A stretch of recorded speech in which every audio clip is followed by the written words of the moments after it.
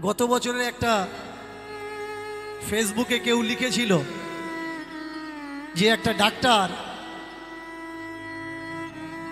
বৃদ্ধাশ্রম থেকে তাকে ফোন করেছে, ডাক্তার দিল্লিতে থাকে, ডাক্তারকে কল করেছে যে ডাক্তারবাবু আপনার মা অসুস্থ, এসে দেখে যান। ডাক্তারবাবু ফোনে জবাব দিল, আমাকে ডিস্টার্ব করবেন না, মারা গেলে আমাকে খবর দেবেন, আমি এসে অন্তিম ক্রিয়া করব।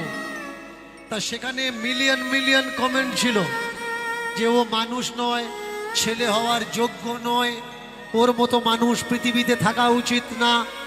কিন্তু আমি যখন বিষয়টা অ্যানালাইসিস করলাম, দেখলাম এই কথা সে বলতে পারে যার হাতে আর মাথায় জিম্মেদারি আছে।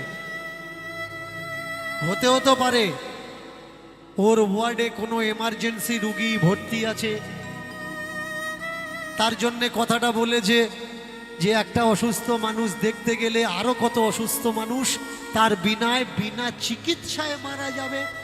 তাই যার বয়স হয়েছে, যাওয়ার টাইম হয়েছে, তাকে আমি কোনো এমার্জেন্সিতে রেখে দিয়েছি, বৃদ্ধাশ্রমে রেখে দিয়েছি, সেবা করার মানুষ আছে, তার কোনো অসুবিধে নেই। এখন আমি যাব তো কিভাবে যাব? একটা কর্তব্য পরায়ণ মানুষ শুধুমাত্র এই কথা বলতে পারে, বাকি আর কেউ বলতে পারে না। জীবনে যারা কর্তব্যকে আগে পালন করে, ধর্ম কি? কর্তব্যই হলো মানুষের আসল ধর্ম।